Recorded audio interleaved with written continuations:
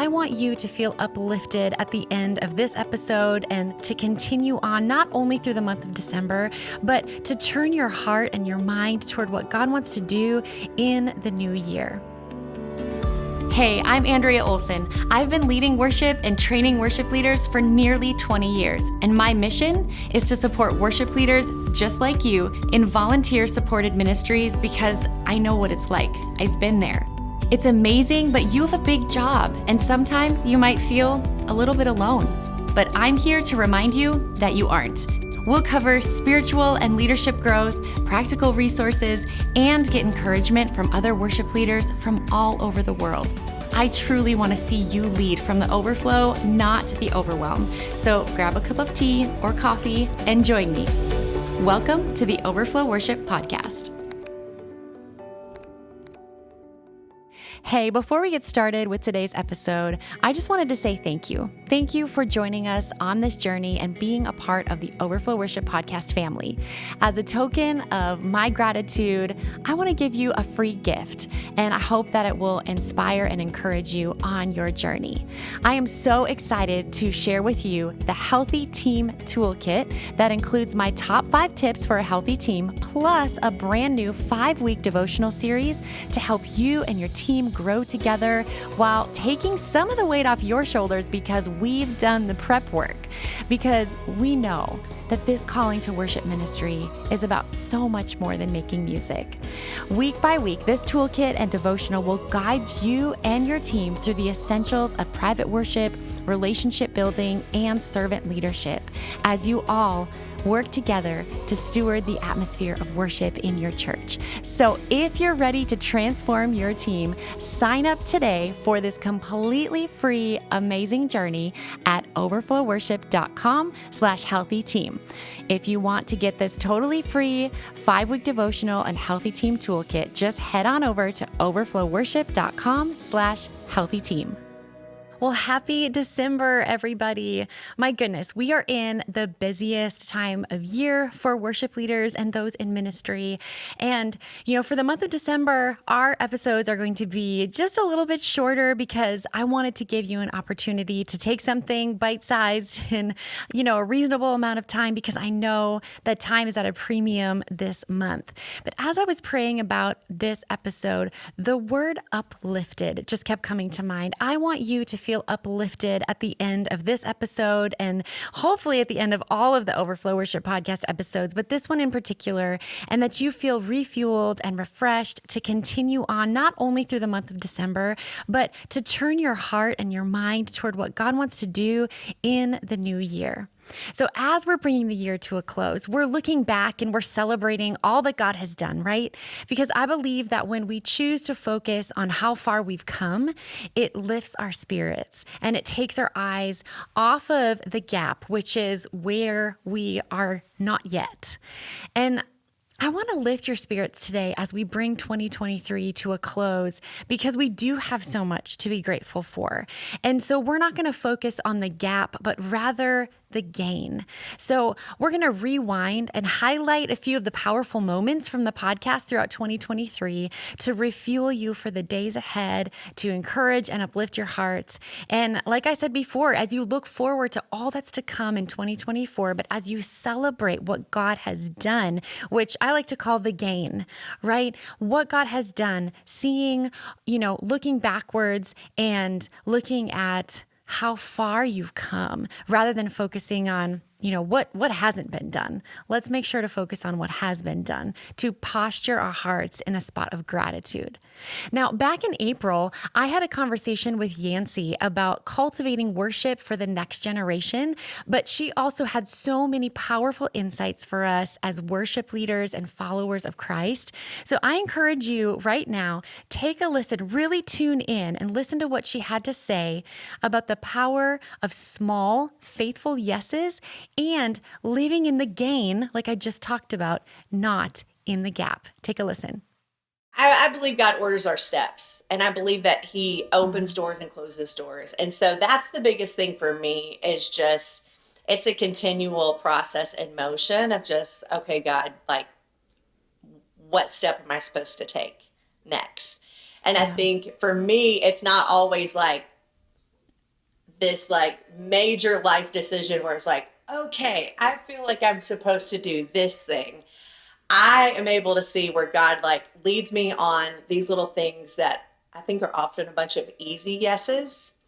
And you get a little bit farther down the journey and you look around and you look back and you go like, okay, I see what you did here, God. And like, you're so clever as well. Because maybe I would have been kicking and screaming and going, no, I don't want to do that.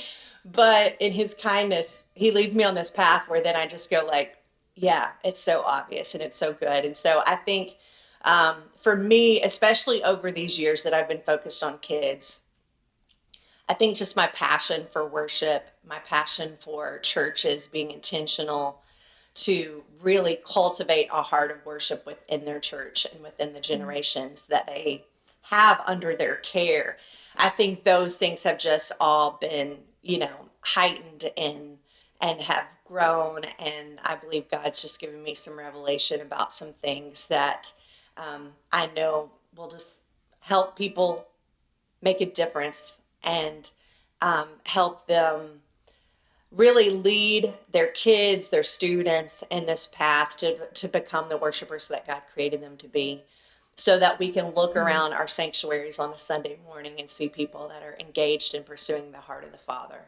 That's my goal. Yeah. And so I believe we can be intentional from the time they're young to help that be a natural thing rather than this uphill battle. That reminds me too, because I know for church leaders, those that are carrying major weight, they can be so easily discouraged by just looking at like, okay, this is our goal and this is our vision and this is how we want to see this happen. And you can get so caught up in the midst of the busy of trying to happen and just looking at it going, well, we're not where we want to be yet, that you so often lose sight on the growth that's happening. And so I do encourage leaders like, okay, let's reflect back on last week or the last month or in the last 3 months. Okay, what is the growth that we've seen? And I think it's important to remember that and name that. And just like you said, there were 4 more kids this week, because I think remembering those little steps of growth is huge to helping you realize, no, we are in the process of accomplishing that big vision. We're not all the way there yet. And it might take us 3 more years to get all the way there. But oh my goodness, look at what God has done and look at the growth that I've seen. And I know when we stop and just remember that, it becomes fuel to the fire to just motivate us to keep going and keep plowing that ground and planting that seed, because it will be watered and it will grow and it will take root. Now, as you think back on 2023, how can you encourage your own heart today? Well, thinking back on what we just heard from Yancy, you can measure backwards. Kind of what I alluded to at the very beginning. What did you accomplish that you're grateful for? How did your team grow? How did you grow? What victories are you celebrating, whether they're big or small? Hold on to those. Hold on to that as you walk into this busy season and as you plan for next year, because undoubtedly there are going to be things throughout this month, in this busy month, that might go wrong, or there might be people who are unhappy or disappointed. And it's easy for us to fixate on those things. And we're all human. I do it too. But I find what helps me get out of that is to focus on what I'm grateful for and to live in that gain and not in the gap. Now, after celebration, we're going to celebrate. We're going to think back. We're going to encourage our hearts today. After celebration comes reflection and honest questions. And as worship leaders, one of the questions we have to revisit over and over again is in regards to identity. Where is my identity? Is it in my gift, in my calling, or is it rooted and grounded in the Lord? And, often in my life, when I feel really overwhelmed and just nothing seems right and everything is too much, I find that there's been a shift somewhere. If I really take an honest look, there's been a shift in where my identity lies, and things have gotten out of balance. And if I start grasping tighter at my gift or feeling anxious about things more easily, I know that I need to pause, reflect, and realign.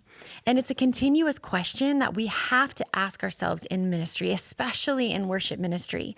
So as you ponder this, listen back to what Amber Peairs had to say back in September as we chatted about what we wish we would have known when we started in ministry, because whether you're just starting out or you've been at it for a long time, we all need this reminder, and I am included in that. So take a listen to what Amber had to say.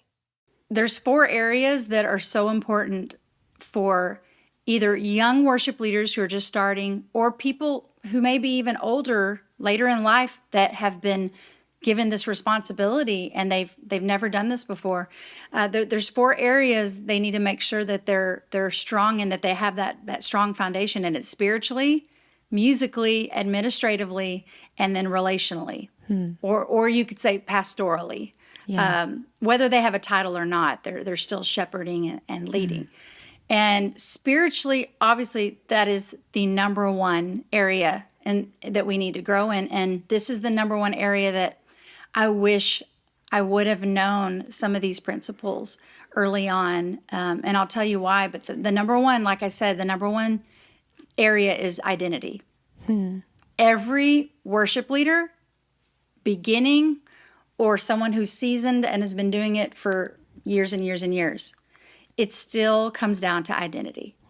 Knowing your identity in Christ. It's the number one issue that I see around the world. It's not just here. It's around the world with creatives and specifically worship leaders. Yeah. It is the enemy's stronghold over that area because he's jealous. He's jealous of what we are doing and the worship that we're giving and the expressing love to Jesus, and he is going to do anything he can to derail that. And so when you know you're a child of God and you know that you're loved for who you are, not what you do, not what you do, it takes the pressure off. And I had put so much pressure on myself as a young worship leader.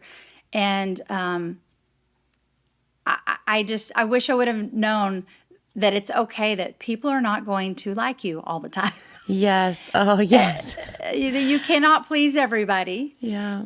And you put that pressure on yourself because, for various reasons, but mostly because you're not confident in your assignment. And when you know your assignment, you're not going to fall into this comparison trap. You're not going to fall into the insecurity trap.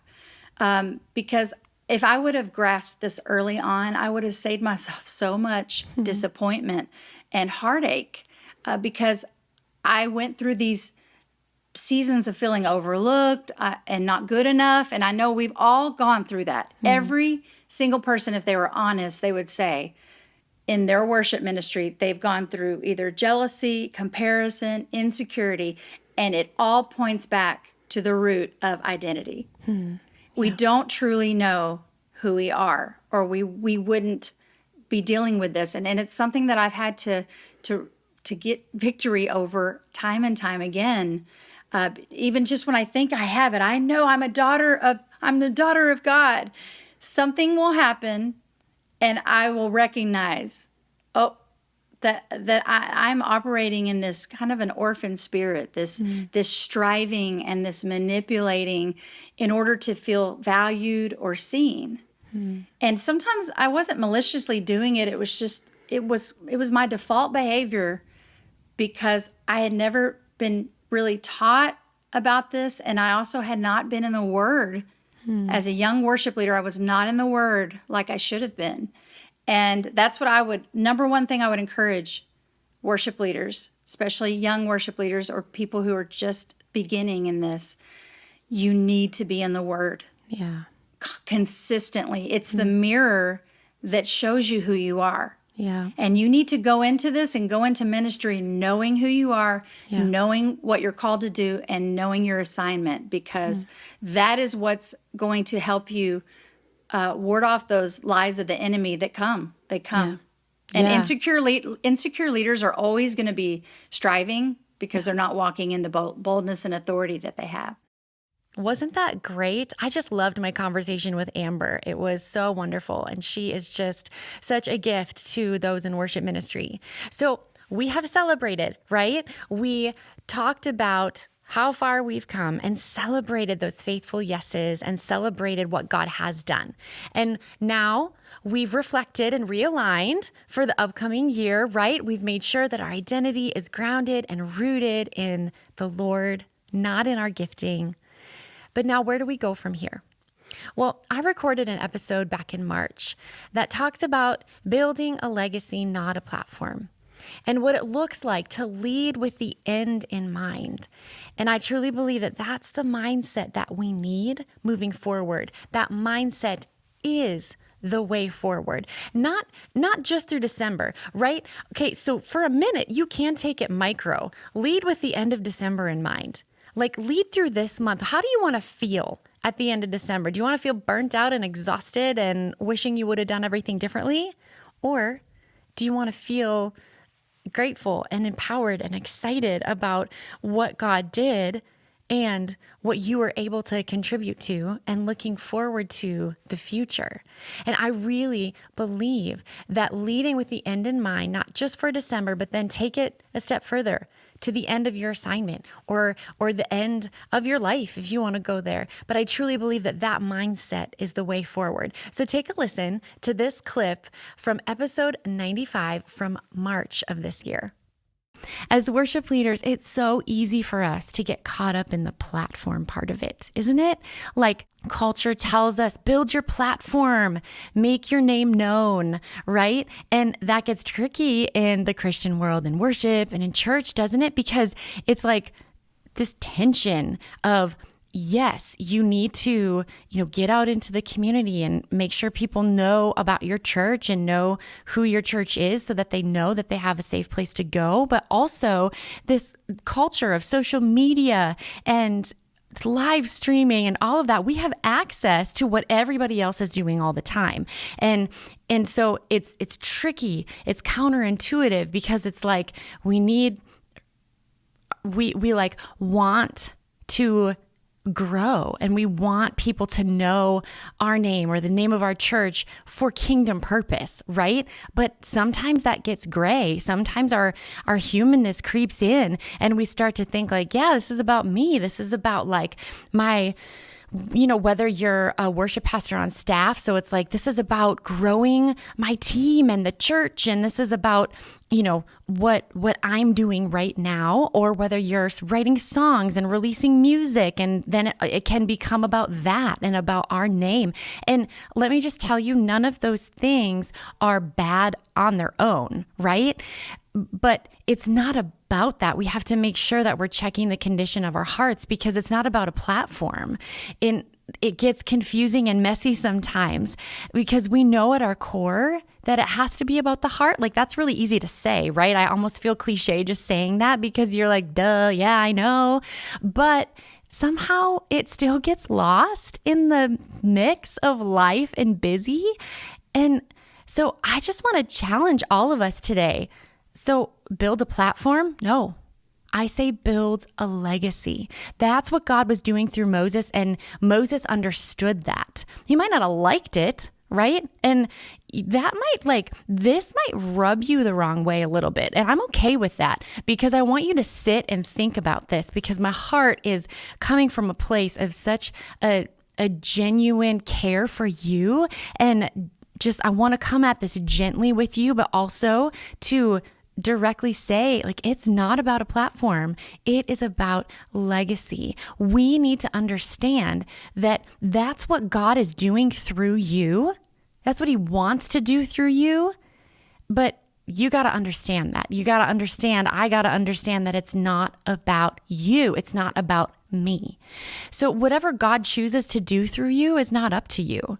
And I don't know if you've ever felt this way, but sometimes when I hear people say that, I'm like, well, yeah, that's easy for you to say. You're like, have this huge, platform, right? But that's totally beside the point. It doesn't matter. What God gives you to steward is an honor, and it's not up to us to decide if it's good enough or not.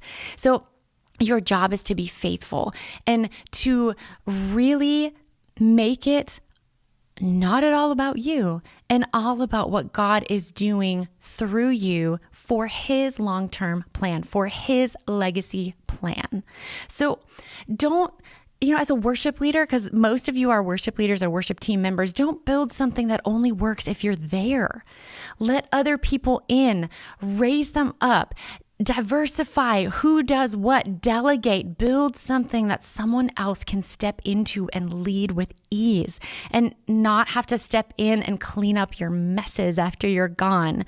We have to lead with the end in mind. And what do I mean by that? What do I mean the end? End of life? Sure, you can go there, but how about rather just take it to the end of your time at that assignment. So if you're in a church right now or whatever worship capacity you're serving in, think about what it will be like when you're not there and lead with that in mind, right? Set it up for the next person to step in and be like, wow, I want to meet Sally because she's awesome. This is so easy. Like stepping into this is so easy because you built up a team and you built up, relationship and you put systems in place and you empowered those on your team to step in and lead rather than you just like always being the one to do everything. Now that doesn't mean that, now you got to overthink, oh man, should I not lead every song anymore or whatever. No, don't overthink it. Just find natural, easy ways to bring other people in and empower them to begin to grow in their leadership as well. And that's what Moses did. And that's probably why it worked so well and why he's regarded as like the best leader in the Old Testament. He's quoted all the time, everywhere, Old and New Testament. So what can you do today to lead with the end of your current assignment in mind? And hey, if you want to go there, because this is where I like to go, lead with the end of your life in mind, right? When you're gone, whatever you leave behind is your legacy, good or bad. And that's convicting and thought-provoking and powerful. Don't you want to be known for focusing on stewarding whatever ministry God placed in your hands with the very best care you possibly can? And leading with the understanding that you want to set it up to thrive after you're gone, even if you're gone from this position in 1 year or 50 years. That's legacy. I'm back. Now it's me again, live, coming out of a clip of me, back to live me. And as we bring our second to last podcast of 2023 to a close, that's crazy to say, I encourage you to keep your focus in this place. It is so easy for me, for all of us to get caught up in the busy, the stressful, the challenges we face with our teams, the ministry messes that come along with this beautiful calling. And when you find yourself overwhelmed or discouraged, I encourage you to pause and do these 3 things. Number 1, measure backwards. Celebrate how far you've come. What has God done? Celebrate it, big or small. Number 2, reflect and realign. Make sure that your identity is rooted and grounded in the Lord and that you're spending daily time in the Word with Him. And you know what? Along with that reflection and realignment, it's especially applicable in this month of December. And I encourage you to take it a step further and really take a moment throughout your day to just pause. There's a great app, and I've talked about it before, but it's just called Pause, put up by John Eldridge. And the icon is white with like a pause button in the middle. If you're looking in your app store for it, that's what it looks like. And all it is 1, 3, 5, or 10-minute pauses. And it's basically just taking you through a moment of mindfulness where you literally say, I give everything and everything to you, Jesus. And it's based around scripture. But as you reflect, as you realign, I would encourage you to think about implementing that throughout your day because there's extra overwhelm in this month of December. So if you can take 60 seconds, which we all can, right? We all can. And just step aside, take a moment, refresh, reflect, and realign. And that will help you get through this month. And you're going to have to fight for it, but it's worth it. So That's the micro, but the bigger picture is reflecting and realigning continuously throughout our lives and making sure that our identity is rooted and grounded in the Lord. So that's number 2. And number 3, lead with the end of your assignment in mind. It takes the focus off of those messy details of the now and helps us see a holistic, broader perspective. It really keeps our focus in the right place. So as I bring this to a close, just know that I'm thinking of you and I'm grateful for each one of you and the investments that you make in the churches you serve all over the world. Just know that we at Overflow Worship are with you. We're here to serve and support you to thrive in the ministry that God has called you to. That's all for today. Until next time, keep on thriving.